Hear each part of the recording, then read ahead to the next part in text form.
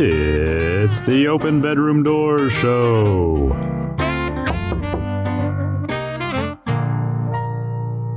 I'm Angela Skurtu, and I open bedroom doors. Welcome to the Open Bedroom Doors Show. Real talk for real relationships. I'm your host, Angela Skurtu, your friendly neighborhood sex therapist and licensed marriage therapist. And yes, talking about sex is literally my job. I started this show because, let's be real, most of us didn't get sex education. We're out here fumbling through love, intimacy, and awkward bedroom moments with zero guidance and a lot of shame. Time to fix that. Here's what you can expect every episode. Sex positions. We start off hot by judging something wild, weird, or just plain wrong in the media or culture. You'll laugh, you'll cringe, you might even learn something. Next, we move to guest interviews. I chat with fascinating folks, sexperts, storytellers, and everyday humans with juicy stories and powerful insights. And then, of course, we have to have a happy ending. Yep, we finish strong. I answer real questions from real people about sex, relationships, and all the stuff you're too afraid to ask your therapist or anyone else for that matter. But I'm here, so ask away. If you're ready to laugh, learn, and finally talk about the stuff no one ever taught us, hit play. Let's open that bedroom door, shall we? Welcome to Sex Positions. This is the Open Bedroom Door Show, and on this segment, what I like to do is judge things as a sex therapist that are happening in media and society that are related to sex. And I'm your resident sex therapist. Hey, so you had a baby. Now what? A lot of my clients start having their intimacy problems right after they have their baby. And this is where people are having their trouble. Essentially, you get told you're not allowed to have sex for, it's like 6 weeks, right?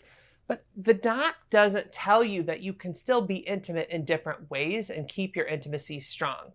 So add to that, you're very exhausted. So here, I'm in my mattress dog's bed, which promo code sexy time and you get it tax-free. So this is what you spend your free time doing. You're so exhausted. This is like literally, for those of you who even have babysitters or family who are watching your kids, this is what you end up doing is you end up sleeping in bed because you're so exhausted. And one thing I want to help you guys think about is in order to create a connection after baby, one of the things you can do is get help from friends and partners and loved ones to get a little more time to yourself. When you get that time to yourself, then first give yourself time to fall asleep and just catch up because you're going to be exhausted. But then after the sleep, if you have enough time, then you can turn to your partner and be like, hey, let's have some connection time. And connection time doesn't have to be penetrated sex. It can be cuddling, it can be touching, it can be making out, it can be sharing sensual body massages or even non-sensual body massages. Like, here's the thing, you can even negotiate for, I don't want it to be sensual for myself personally, but I'm happy to give you a sensual massage. Can you just give me a massage that feels good in my body? And the big thing I want you to think about is intimacy is about feeling good in your skin and feeling good in who you are. So whatever intimate act that you're doing is your choice and you have a right to ask for it. So when you're post-baby, next time, or this time, if you're currently post-baby, I'm like next time, like I'm preparing for your future pregnancy. I don't even know you, right? But as you are going through this process, the baby doesn't have to be a split for you two. And the 6 weeks of no sex doesn't have to mean no intimacy. If you want a bed, guess what? We are filming our sex positions here at Mattress Dogs. This is a mattress furniture store, and I am thankful for Mattress Dogs for letting me do my sex positions event in bed. Use promo code SEXYTIME, and you can get your next bed here tax-free. We're always looking for sponsors. So if you would like to become a sponsor for the show or for the sex position segment, please go to openbedroomdoors.com and check out our sponsorship page. And we will, if you become one of our sponsors, we'll even let you pick the position. Welcome welcome to the Open Bedroom Door Show. I'm your host, Angela Skurtu, and I'm a licensed marriage therapist and certified sex therapist. And today I have with me Brooke Kalisiak. Brooke, will you introduce yourself? Hi, Dr. Brooke Kalisiak. I am the owner of Legacy Physical Therapy, which is a pelvic physical therapy practice here in St. Louis, Missouri. And I have been a practitioner for over 20 years in the pelvic health world. And I love helping people optimize their pelvic health so that they can avoid medications, surgeries, and long-term problems. So Brooke, I'm super excited to have you today. And I actually am just curious, so a lot of people don't know what pelvic floor physical therapy is. So why don't you go into that? Yeah. So physical therapy as a whole, our physical therapists are experts in the musculoskeletal system. So we know how the muscles, bones, joints work together and how we move. Pelvic physical therapists go on and get additional training in what's going on specifically in the pelvic area. So the medical black box area. To here. Yeah. The medical black box? Why do you call it that? That's a rabbit hole that we can go down. Because there's a lot that goes on in that area, and many different medical fields have some ownership of it, but like to kind of pass the buck to other people and don't necessarily know or treat the whole area well. I know a perfect example of this. Many OBGYNs who work in the medical black box don't have training in sexual health and wellness. Correct. And so they will, that's why, so y'all know, that's why Brooke is on the show, because you work specifically on intimacy, sex. Tell the people all the things you help. So pelvic physical therapy can seem like a really small niche area that people are like, really? That's all you do? But there are so many different things that the musculoskeletal system in our pelvic area contribute to. So the main ones are sexual function, and dysfunction in that area. Bowel and bladder function. The pelvic floor is the bottom of what we call our core canister, which is a group of muscles that help to support our trunk. So we've got our abdominals, our back muscles, our pelvic floor, and our diaphragm. And so those work together to help regulate pressure in our abdominal cavity and make sure that our organs are supported and doing what they need to be doing. And they work together to help support our hips and our spine and keep us upright. In that. Your core, so you can sit so now. We can sit upright and look lovely.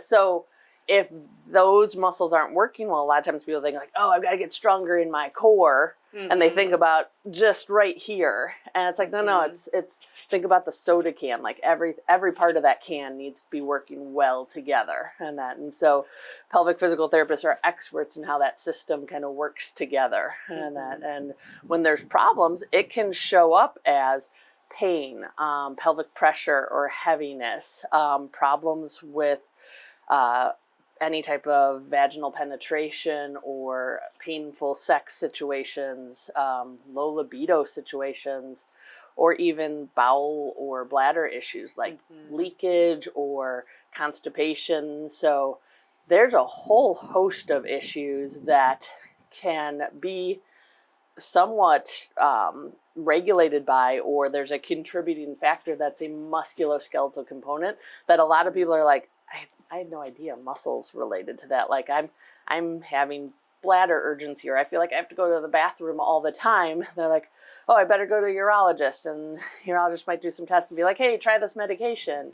And the med may or may not work. And if the medication's not working, oftentimes I'm like, did anyone evaluate what your muscles are doing? They're like, well, why? No, they didn't. It's my bladder. Why, what muscles? And it's well, if we have tight, tense pelvic floor muscles in that area, that can actually irritate the bladder and give us urgency and frequency. And so the muscles can play a role in how these organs are functioning, because everything in that pelvic bowl is really, really close together and shares nervous system input in that. And so the muscles, the bladder, the rectum, the vagina, the uterus, all of that has input back and forth and can affect how each area is responding to things. All right, so let me put it into perspective, right? We've got, your whole body is full of organs, muscles, nerves, and just because it's here in this medical black box does not mean that suddenly it doesn't exist here. Correct. Right? Yeah. And so how it'll show up in my office, so I'm a sex therapist.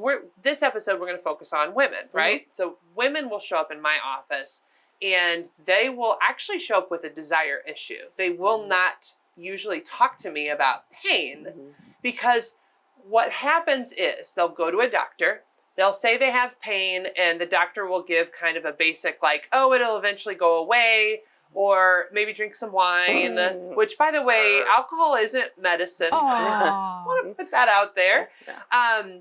But they won't give them anything other than maybe a medicine, maybe a cream, because let's be fair, like medical doctors have certain things they can do. So I don't want to put down, because I love doctors that I work with, right? So they have a certain area they can go to, but they can't go so far, right? Like they can't go in there. And I always do this when I talk about you, Brooke, because this is manipulations of the muscles in that area. Sorry if that's inappropriate. That is not quite how we usually do it, but that is Angela's version of how we do our therapy. This is why we need you. Anyhow, so somebody will come in, they'll say, hey, I have no desire and I'm interested and wanting to have sex again. And then when I dig deeper, guess what's happened? Chronic pain for possibly years. Oh, yeah. That's been undiagnosed and untreated. Yeah. So how do you see that happening in your practice? We see, so pain with intercourse is one of the most common things that we see at our practice. And a common scenario that we get that really makes me angry is that the postpartum pain with sex. And that's so... women have a baby, they go back at the 6-week mark and they're, get check out with their OB and their OB's like, everything's great, green light, go back to having sex. And most of the time a woman's like, whoa, like really? Already? Like, I'm not sure. Like that area still feels kind of closed off. Like they just finished bleeding profusely. So, but they get the green light. And so at some point in time, the woman feels comfortable and, initiates sex with their partner. And it can oftentimes that first time after having a baby is uncomfortable. And that because if you're breastfeeding, tissues are going to be dry. And that's a hormonal issue of breastfeeding. Or maybe you had an episiotomy or you tore down there and you have scar tissue or you might still have, some people, the stitches take a while to kind of dissolve and they might still have that present. And I want to add a third. I had a C-section. I thought I would be immune. In the clear? I had pain. Yes. I had pain for a good few months after even having a C-section, thinking, oh, this didn't impact my vagina. Yeah. It did. You're exactly right. Many women think, oh, I had a C-section, nothing's going to be wrong in my pelvic area. Like, no, the C-section has much bigger scars that can contribute to pelvic problems. And but these women, they may try intercourse with their partner and it hurts. And if they're brave enough, they call up their doctor's office, make an appointment or whatever. Maybe they've tried it a couple times and it hurts too much and they talk to their doctor about it. And oftentimes, unfortunately, like you just said, the advice they get is like, oh, you just had a baby. Like, just give it some time. It'll get better. Drink some wine. You just need to relax. Or I looked at everything looks fine. It must be in your head. But they haven't done a muscular assessment like you do. Unfortunately, what doctors have to get trained in is immense amounts of knowledge. Yeah. Huge amounts of knowledge to make sure that they can rule out the big bad uglies. Which means that the amount of time that they get training on musculoskeletal issues of the pelvic area is about this big. And so which is rightfully so. They need to know how, to treat the big bad uglies and that. Death and cancer. All of those. And it's a big job. Yeah, it is. They have lots of responsibilities. But unfortunately, to write off a woman and say like, oh, it's all in your head, or you just need to relax, or drink some wine with it, that's not medical advice. That's really bad advice. And so a woman goes away from that appointment, maybe tries drinking wine or tries sex again, and it hurts again. And they're like, well, I went to the doctor last time and they gave me some bad advice. Like, I'm not going to go back again. And so it turns into They don't know about you. They don't know about pelvic physical therapy. And so it turns into this chronic perpetual problem where they potentially then end up in your office. They're like, I really want to be active with my partner. I love my partner, but now I just have no desire because it's going to hurt. And want to do it because it's So going to they hurt. avoid it. That's so they what just ends up avoid it. happening. And then they end up, seeing someone like you to help with that because they think, well, now I'm avoiding my problem, my partner, and having issues that way. Where if we had gotten to them in that, couple months postpartum when they're having that issue, initially, we can make some pretty quick changes because the tissues are all still healing then. So the tissues are in that healing moment. So it's not to say that we've had women who have had painful sex for years who come and see us and we can get them pain-free. But it happens a lot quicker if we catch it earlier on. And so we get a lot of women who, once they do come in, they're like, I'm so grateful that someone has actually identified where my pain's coming from and that I'm on a path to get this feeling better. But they're also kind of pissed because they've dealt with it for a while. And they're like, are you telling me this was a muscular issue that I could have resolved earlier on if someone had just said, hey, you might want to get evaluated by a pelvic physical therapist? I'm like, yeah. Brooke, so my storyline, my most typical client is it's right after second baby, actually. Ooh, about a year after. Mm-hmm. So they had the first baby and desire kind of waxes and wanes, but I think that pain thing is part of it too. Yeah. And they're like, their doctor says it'll eventually come back to normal, just give it some time. So they give it time, and really what they do is avoid. They avoid the sex, and then what gets them going again is the fact that they're trying for another baby. So sex does rev up just a little bit. Yeah. But then they get pregnant, and then it's like, okay, I'm not doing this. I'm having, which you can have sex while you're pregnant. But if you're having pain, of course you're going to avoid it. Yeah. And then by second baby, they're done. Usually, the typical family is pretty done at baby usually. 2. Yeah. And then it's about a year or two later when the husband and wife have been doing the baby thing and they're still not having sex. And the husband's like, hey, are we going to? Is this going to happen? And to your point, they've been dealing with this problem for years now. Yeah. And it could have been prevented. Yeah, very much. What do you think is the biggest barrier to people finding out about pelvic floor physical therapy, which is why we're doing this episode, by the way? Honestly, so I have been in the pelvic PT world for 2 decades now, and it has improved immensely along the way, and that people are proactively seeking out pelvic physical therapy while they're pregnant for postpartum recovery. Right now in my world, the menopause term is getting tossed around all over the place, but it also is bringing people seeking out pelvic physical therapy because they're like, yeah, I've heard that some stuff goes down here with menopause. It's like, yep, definitely. So people are being more proactive, and the more who experience it, the more of us that are in the field. So my field of pelvic physical therapy has exploded over the last 20 years. When I opened up Legacy Physical Therapy, I could probably count on one hand the amount of pelvic physical therapists that were in St. Louis. So there weren't options for people, and the people who were there were amazing therapists, but were hidden in big hospital systems or hidden inside of academic systems. And so it was really hard for the public to find them. So it's one of the reasons why I created Legacy Physical Therapy, because I wanted that to specialize specifically in pelvic rehab. I wanted to be able to shout from the rooftops, this is what pelvic physical therapy is, and it can help with your bladder leakage, it can help with your pelvic pain and heaviness, it can help, get back to pain-free intercourse with your partner, and people be able to find that. And then we're seeing that turnaround in the medical field now. We're getting more and more practitioners who are being more proactive in sending people. Brooke, I want to thank you for being on the show. Can you tell our audience members how they can find you? Yeah. So if you go to our website, legacytherapystl.com, it is chocked full of pelvic health information to help you help yourself and see if pelvic physical therapy is a good fit for you.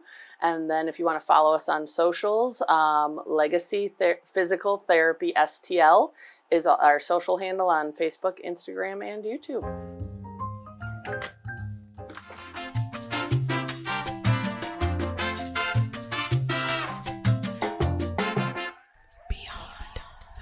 Are you ready to take your sex life beyond the bedroom and want to spice things up and have a little fun? come join me for my couples retreats. We are taking open bedroom doors to exotic locations and introducing you to fun, sexy new ways to intimately connect with your partner in a beautiful location surrounded with serenity, warmth, connection, that beachy vibe. This retreat is your opportunity to say, nope, I'm leaving the kids and work at home, and we're gonna go to a place where we focus on us. We slow down, we get into our sensory experience, and I just want you to ignite your sex life and learn how to really take your sex life from 0 to 100. I'm Angela Skurtu at openbedroomdoors.com, and I hope to see you at my next retreat. Join me for my next couples retreat on October 24th through 26th at Camden on the Lake Resort. I hope to see you there. That's too spicy. Well, guys, on the Open Bedroom Doors show, we often have content that's a little too spicy for your typical social media platforms. So for those of you who are like, I love everything Angela Skurtu and I want to know all the spicy details, we actually have a space where we put the uncut shows, and it is at patreon.com/openbedroomdoors. So you can subscribe to that channel and get all the behind the scenes, all that spicy stuff that I wasn't able to put in the show. That's too spicy. So I hope you can join me at patreon.com/openbedroomdoors. Keep in mind, that is how you support me. So it is a subscription channel where you have to pay to subscribe, but you are becoming a supporter of me and putting out this awesome content as a result. So please join me for those spicy, spicy things.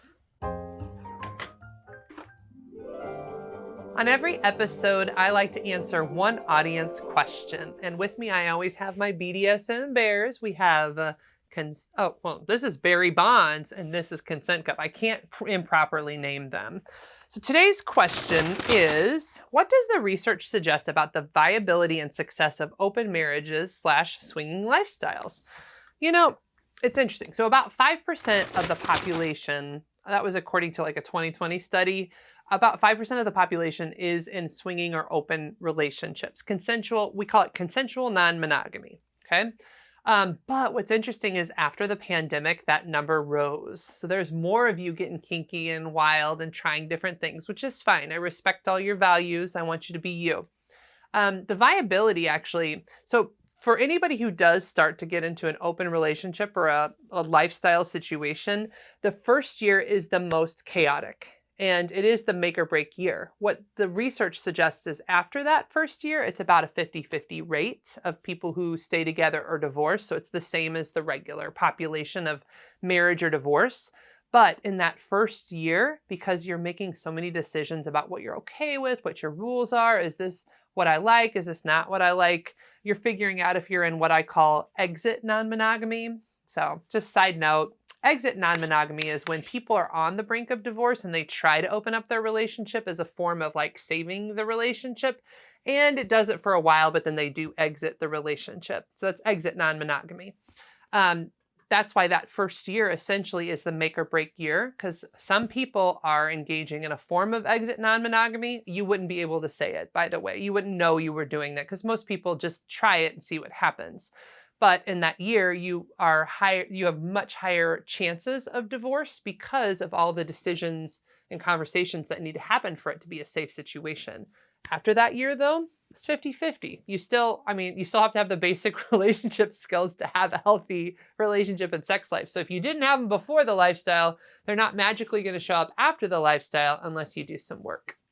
Well, that's a wrap on this episode of the Open Bedroom Doors Show. Real talk for real relationships.